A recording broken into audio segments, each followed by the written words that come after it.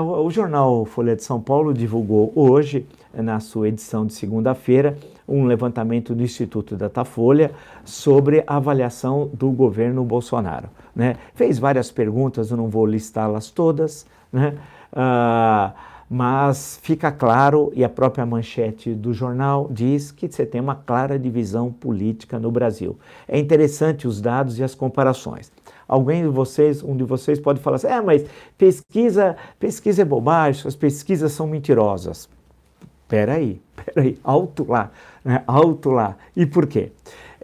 O presidente disse, se eu acreditasse em pesquisa, não seria presidente. Não, isso não corresponde à verdade. Por que não corresponde à verdade?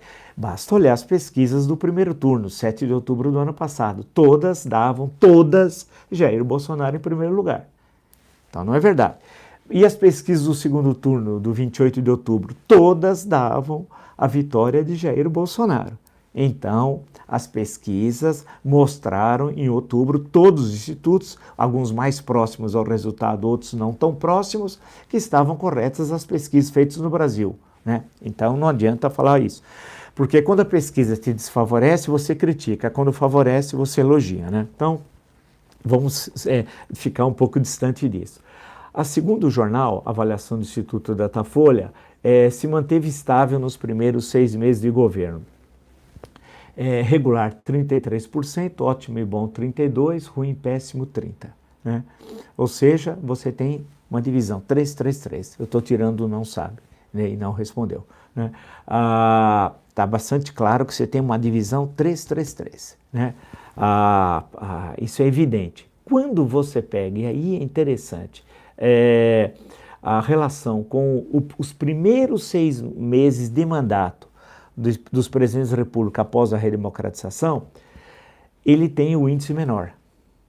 Nos primeiros 6 meses de primeiro mandato, para entender. Então, por exemplo, Collor, nos primeiros 6 meses, tinha 34% de ótimo e bom. O Bolsonaro tem 33%.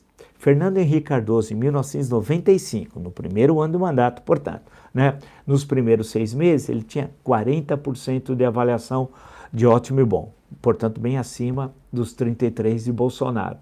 Lula, no primeiro ano, no primeiro semestre do primeiro mandato, 2003, entende-se, em 2003, ele tinha 42%. E Dilma, em 2011, no primeiro semestre do primeiro mandato, que a comparação é essa, tinha 49%. Alguém pode falar o seguinte, puxa, como é possível ela ter 49% e depois teve impeachment? Nós estamos se referindo ao primeiro semestre do primeiro mandato em 2011. 2011. Né? E lembrar também que no ano de 2010 o crescimento econômico foi positivo de 7,5%. O maior crescimento de PIB no século XXI brasileiro. Claro que a base, 2009, foi recessão, né? Menos 0,2%. Né? Tem que tomar cuidado com estatística. Mas foi 7,5%. Então explica-se que haja esse otimismo e havia toda a ideia que ela era uma grande gerente, era chamada gerentona, era uma administradora brilhante. Era o que se vendia à época, né? Venceu a eleição no segundo turno, enfrentando José Serra e tal, e havia esse otimismo. E nos primeiros 6 meses, imaginava-se que ela teria condições de manter o ritmo do crescimento de 2010, que tinha de 7,5%. Doce ilusão. Eu era um dos, basta pegar os artigos, vocês vão encontrar na imprensa, que dizia que não, que o governo começou muito mal e iria muito mal. O governo de Dilma, né? E acabei acertando. Então, em resumo, comparando com os outros presidentes, a avaliação do Jair Bolsonaro nos primeiros 6 meses de mandato é a menor dos presidentes eleitos após a redemocratização. Né? Então, os dados... Isso demonstra alguma coisa. Vamos lá mais à frente tentar refletir sobre isso. É interessante também a pergunta. O percentual de pessoas que acham que o Bolsonaro fez menos pelo país do que se esperava se mantém. Fez menos pelo país do que se esperava, 61%. Muito alto, quase 2/3. Fez pelo país o que se esperava que ele fizesse, 22%. E apenas 13% respondeu, fez pelo país mais do que se esperava. Apenas 13%. O ruim, péssimo, como ele cresceu, é interessante. Ele cresceu em todas as regiões do país. país tem 5 regiões, né? Norte, Nordeste, Centro-Oeste, Sudeste e Sul.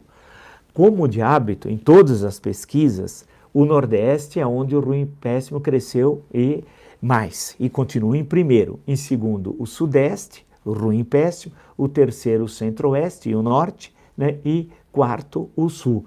Mas nas 4 regiões, mesmo no Sul, que parte 21%, 22%, parte lá em abril, sobe também para o mês de julho. Então, em todas as pesquisas, a reprovação cresceu. O que isso significa, então? Agora, para interpretar a pesquisa, qual é o significado dessa pesquisa? O significado, e não adianta negá-la, insisto, de falar, se fosse a pesquisa, eu não seria presidente da República. Não é verdade.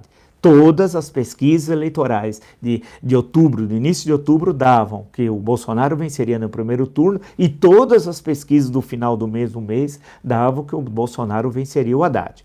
Então, não vamos entrar por aí, que aí não se sustenta. Isso é bobagem, insistir nisso.